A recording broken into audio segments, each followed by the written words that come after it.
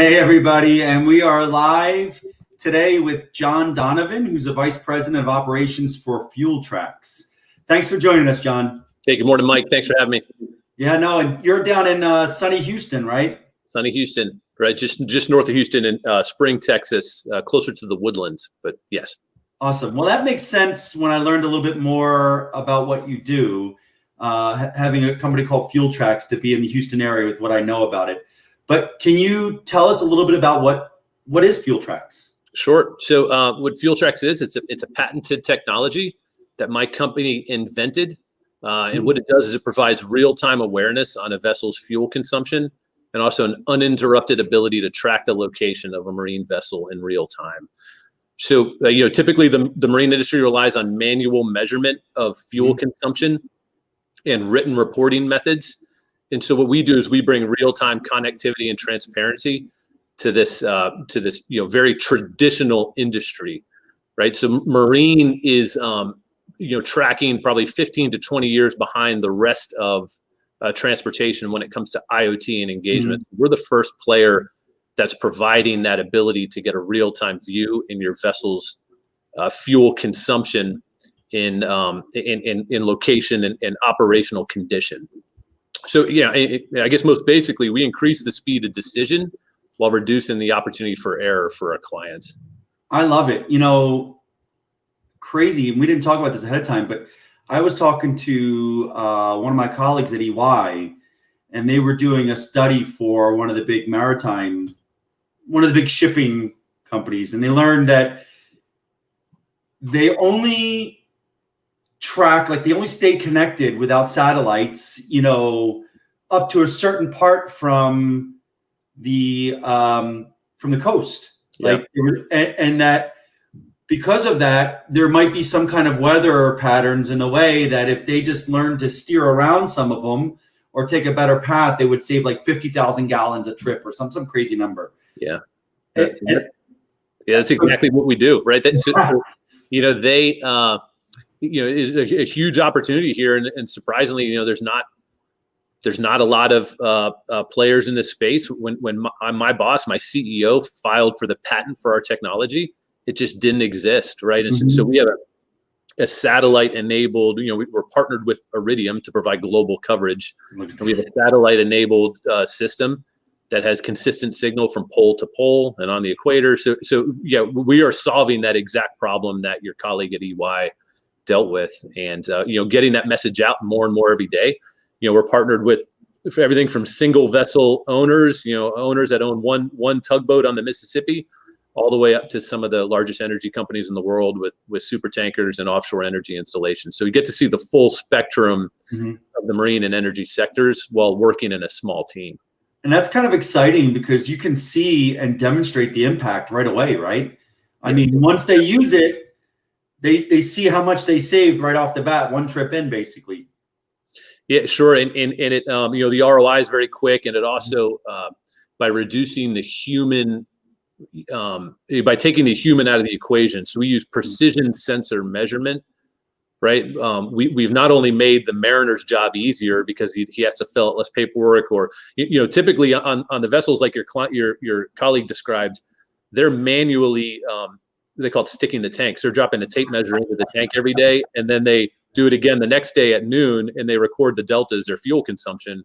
Whereas our colleagues can log in from their iPad, or our clients can log in from their iPad and watch the consumption in real time. So anywhere in the world, I'm guessing, right? Not on the ship.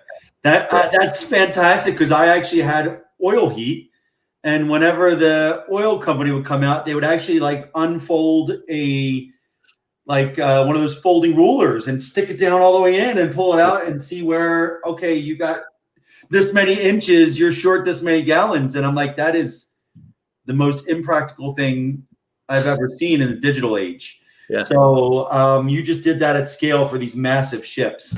So you didn't just stumble into this. There was a career that led you to Fueltrax, right? Can you share with us a little bit about what got you from, the Navy, the maritime world, to Fueltrax? Sure. So I've always had an interest in maritime. I grew up in a Navy family, always lived on the coast. And in fact, For college, I went to a maritime academy. I went to New York Maritime College. Fort Schuyler is New York State's Merchant Marine Academy. Mm-hmm. And so I got my professional license to go to sea. So I sailed as a civilian employee for the Navy, actually on the Navy's transport vessels primarily. So carrying jet fuel at sea and uploading jet fuel to aircraft carriers at sea and things of that nature. And from there, I transitioned into the Navy civil service ashore in a maritime operations role. And at the same time, I also joined the Navy under a direct commissioning program as a Navy Reserve officer. So I do remain in the Navy Reserves, and I've done multiple mobilizations and activations, just like every reservist in the post 9/11 era. I've done 3 mobilizations to active duty. And around 2018, I decided I loved being a civil servant. I remain in the reserves, but I did love being a civil servant. But I really wanted to try my hand in industry, in the private sector, and I found out about an opportunity at Fueltrax through a colleague.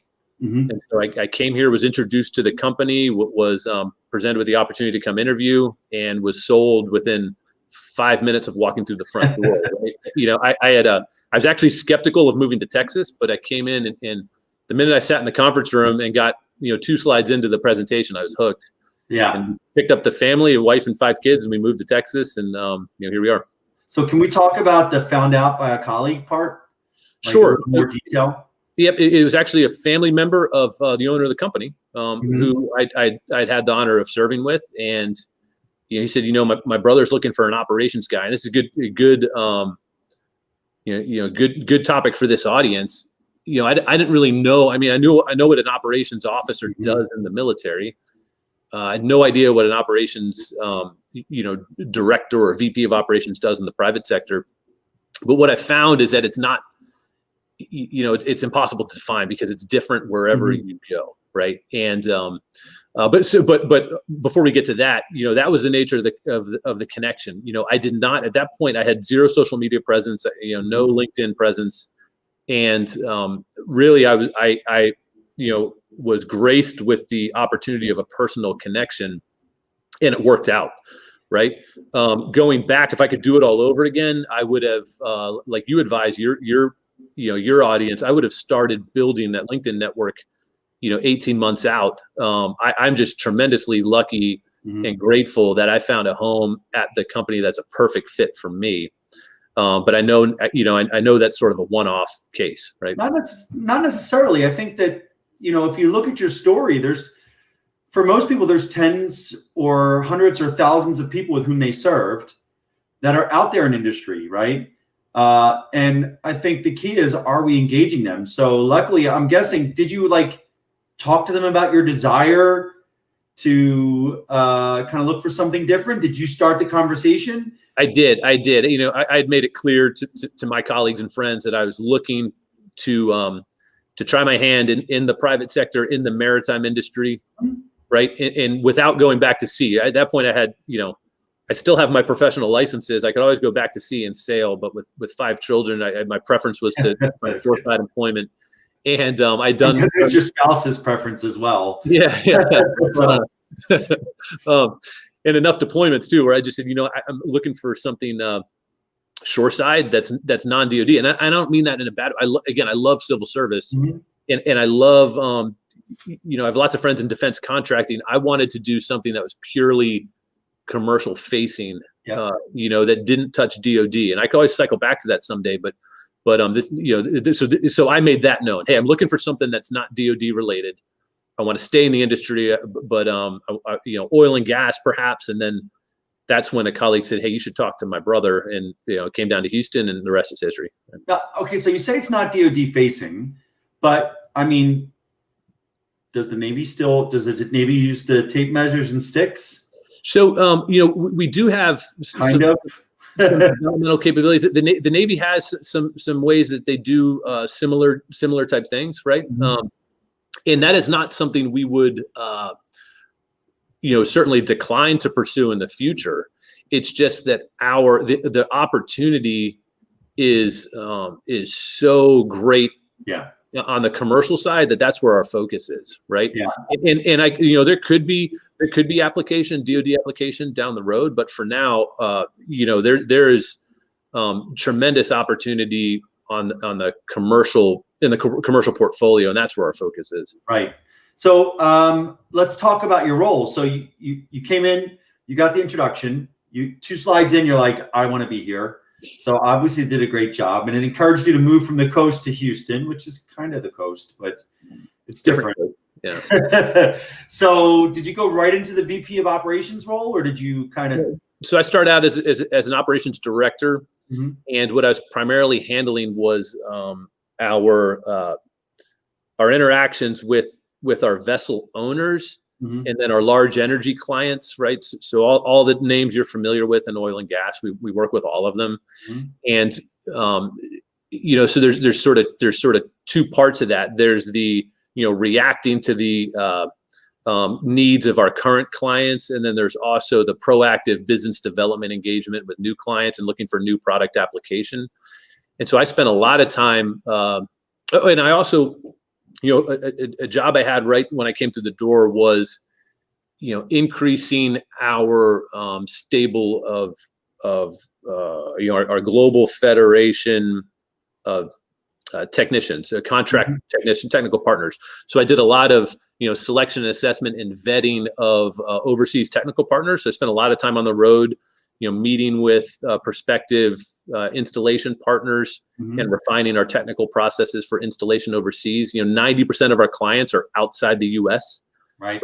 And so you had to go, down select different technical companies to be our partners, and then secure their training, get them up and running. So I did that for the first year and a half, and then I was fortunate to be promoted to the VP of operations role, where I assumed all client-facing functions for the company. So let me go back for a second. That's pretty exciting. So when you talk about, I think you said 90% are not U.S. businesses. So you had to go down select and select foreign entities, foreign corporations. Did you have to navigate that process, learning how to work overseas with other businesses? And still navigating that. And right. We do that every day here. So we have, almost all of our clients are foreign headquartered, at least. Some of them are U.S. companies, but the majority of maritime and the majority of the offshore upstream oil and gas market is overseas, especially on the operational side, where we're most commonly integrated. What they call it the business unit level, in these foreign countries. And so yes, it's navigating that process of getting to know them, learning more about their capabilities, both for our clients and then for our technical partners. Rather than deploying technicians from the U.S. to do installations, we like to rely on in-country expertise. Yeah. And so, as you can imagine, when we start an operation in, say, Malaysia, we have to build that from the ground up. So that means traveling over there, meeting with and vetting different companies, inspecting their facilities, getting them here to the U.S. to do training, and then establishing them as a technical partner to service a growing client base. And you're doing all of that in parallel with establishing, your business relationships with your clients that need to be served, right? So sometimes it's building the airplane in flight.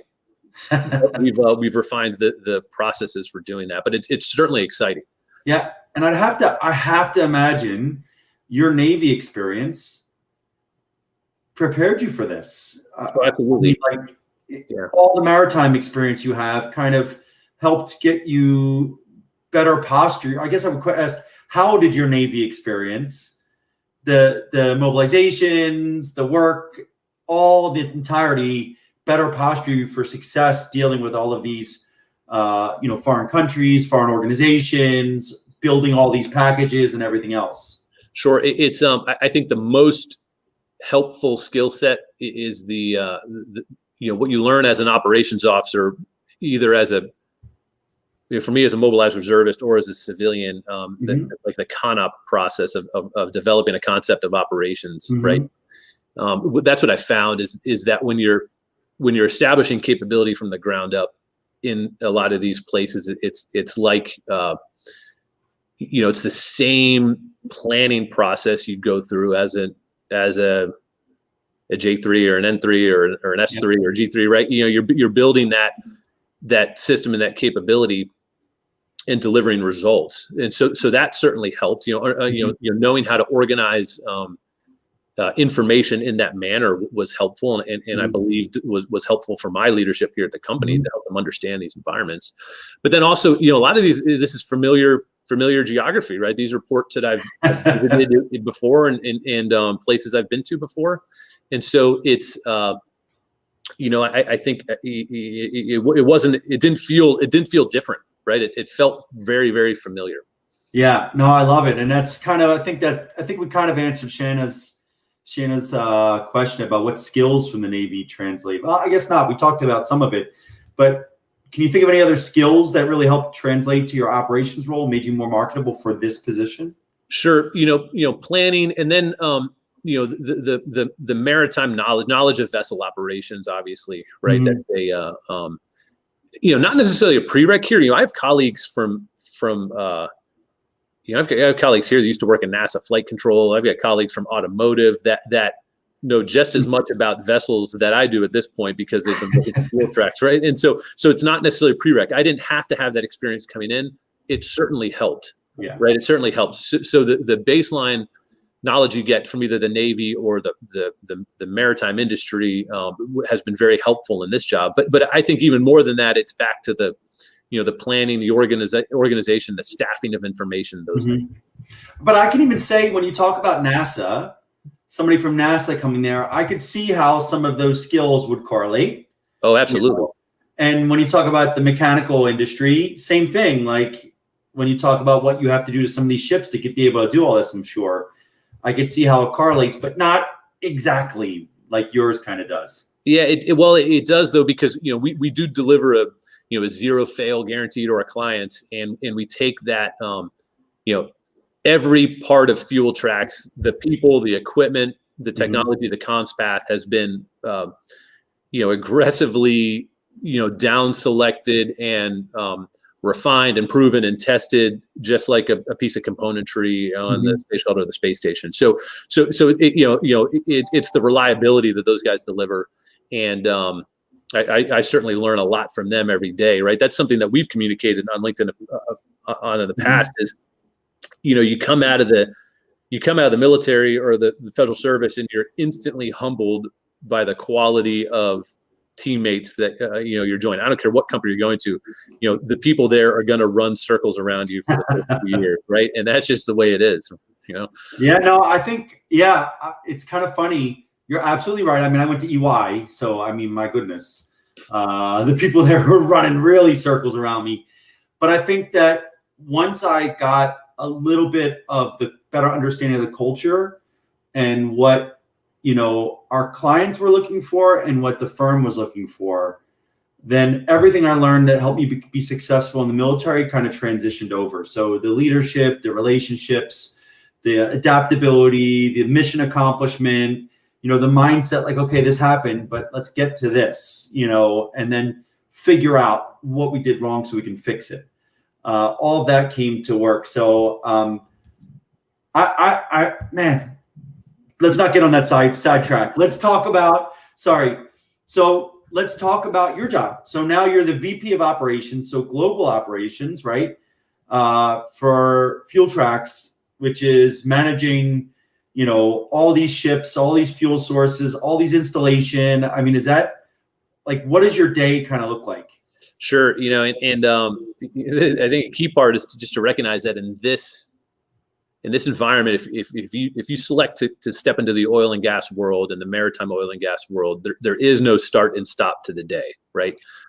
So, I've only recently learned to silence my phone at night, because I do wake up to tens of texts, not hundreds, but many texts, and because at any given time we have operations ongoing in every time zone other than, I was looking at this morning, other than maybe Easter Island, Rapa Nui in the South Pacific. Every other time zone we've got something going on, and right now we have either business development or sales operations or installations ongoing on every continent other than Antarctica, right? So there's always something happening.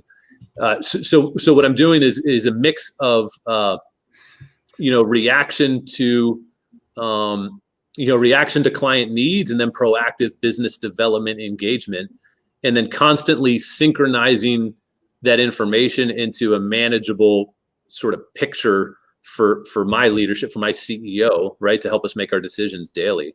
In the non-COVID world, I was on the road about 50% of the time. So post-COVID, we are, we're just kind of always switched on and always engaged. So there's, Teams calls at all hours, and then you just got to kind of, manage your schedule accordingly to accommodate that. So what is it? And by the way, I thought it was perfect that Cameron commented there that it's 1:18 a.m. in Malaysia right now. So it was like perfect timing to show, and you used Malaysia as an example. Yep. So to show how all over the world, and we've been there, deployed or traveling or whatever, how the times are different. So what is it? I guess let's start, VP of operations for this company. What does your normal day look like from a start to stop time? Sure. So, and I'll blend in a little bit of the, the personal life as well, right? Because I'll get up early and I'll try to resolve everything in my, all the unanswered texts, all the unanswered emails from the field before my kids are up, get the kids out the door to school, maybe get a morning workout in, but usually come into the office. And so what I try to do is I try to handle all the outstanding overseas communication first thing in the morning, come into the office and get updates from, the production team and the support team regarding what they have going on, either for equipment that we're assembling here in Houston for shipment, or ongoing support that we're managing from our operations center. Right next door to the room I'm in is our vessel operations center, where we're handling virtual support to all of our global colleagues. So we'll see what's on the, what those guys have engaged in.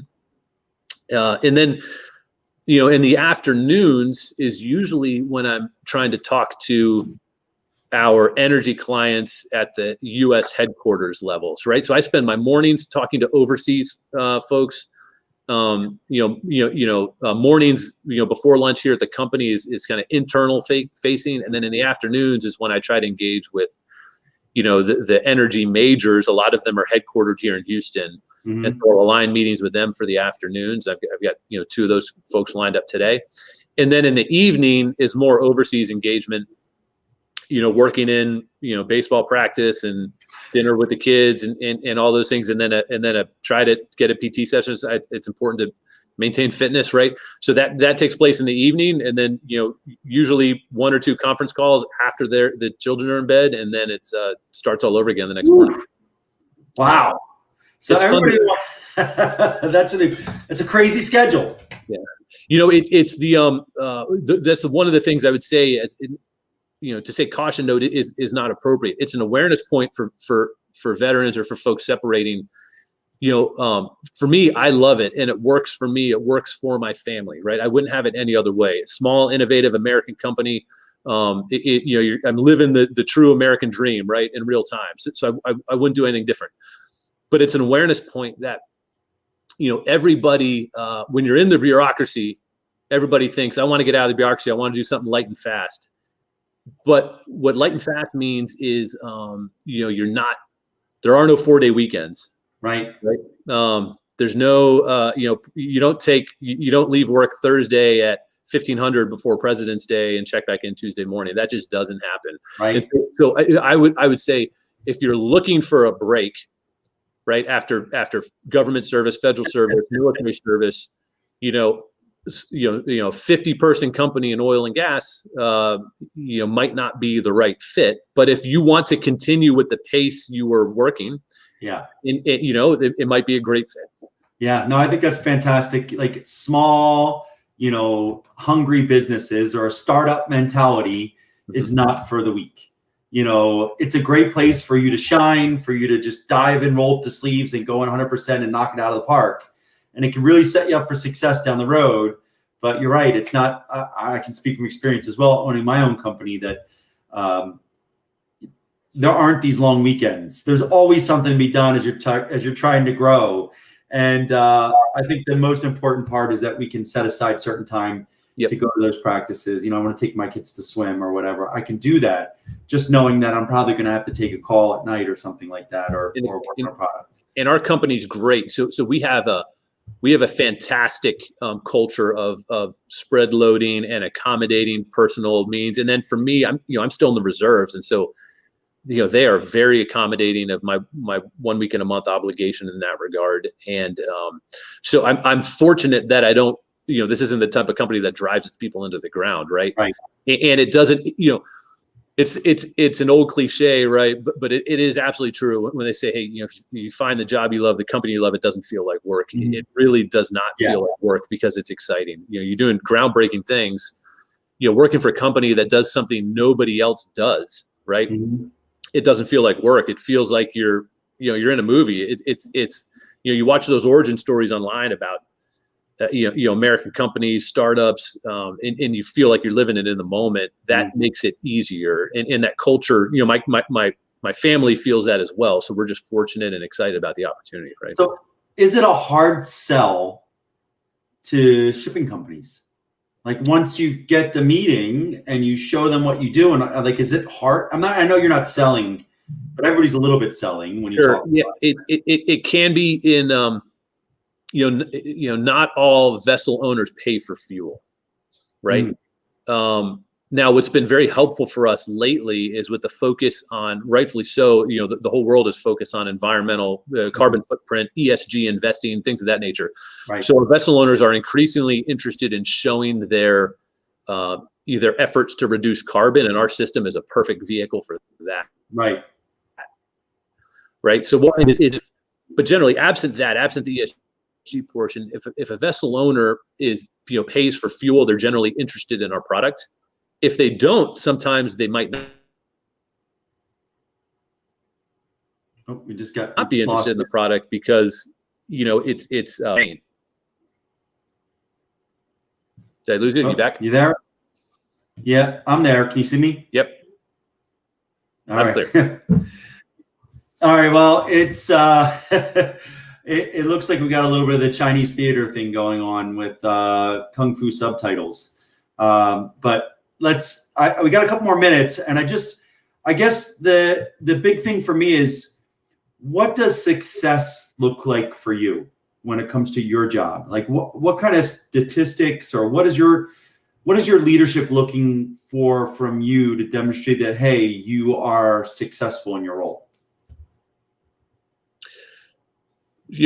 Confirmation that our message is getting out, right? So I also I do also own our responsibility for our marketing initiatives, right? And so being able to identify that, hey, the Fueltrax message is out there, and the easiest metric for that is our sales, right? So the more systems we sell, right, that shows that our message is getting out, and also usership of our online tools. Mm-hmm. And so, if we can increase the usership of our digital tools, and what we found, this is pretty fascinating. When oil went negative in April, we saw our highest usership of our tools because, every company that is hurt by a declining oil price is more concerned about, OpEx and fuel expenditure for their bottom line. Mm-hmm. And so, the value of the Fueltrax product really shined over 2020. We saw the highest usership of our digital tools that we've ever seen. Right. And it demonstrates how important our product is. So those are the two primary, metrics would be sales and then usership of the tool, which we can see from our end. Awesome. Well, we're actually, John, we're at 30 minutes. It flew by, as it always does. I guess any last word to you on advice to any transitioning service member interested in joining the industry, one. And then two, at the end, if you could follow up, if it's okay for them to reach out to you directly if they have questions. First off, I'll answer the second one first. Absolutely. Please come direct to me with any question at any time. More than happy to assist. The piece of advice I give is just, there's two. There's the awareness we already talked about. Hey, just understand that it's more like the deployed military environment than the garrison military environment. It's just go all the time if you're in a company of this size. And then, final point, Mike, this is important. This is a personal one, but I think, I hope it resonates with somebody. For me, I grew up in a military family. I was always in a military environment. for me, making the geographic break was very helpful, right? So this is the first time I've lived in a non-military concentration area. It was when I took this job in Houston, and it was helpful for me to go all in, right? I felt that if I was still in Virginia Beach, hearing F-18s fly overhead or seeing ships go out on deployment or running into buddies at the grocery store, I would have felt like I was missing out on some of the old life. And making that clean break helped me. It's like the whole burn the ships adage, right? It helped me just commit and go all in. And so I would recommend that anybody that can afford the opportunity to do a geographic break does that. Yeah, honestly, if I could recommend, you should do a post on that, and let me know when you do. That's the first time I heard that, and it really makes a lot of sense. So, looks like we're losing the signal again. So, hey. Thank you so much, John, for everything. Really appreciate you taking time. I know how busy you are. And I encourage anybody out there, including you, Gary, whose buddy is a captain of a barge, to have them reach out to John about getting better on their fuel usage, but on a serious note and on a silly note. So thanks, John, for everything. And if you need anything from me, please don't hesitate to reach out. Thanks, Mike. Appreciate the opportunity. All right. Have a good day. Take care, everyone.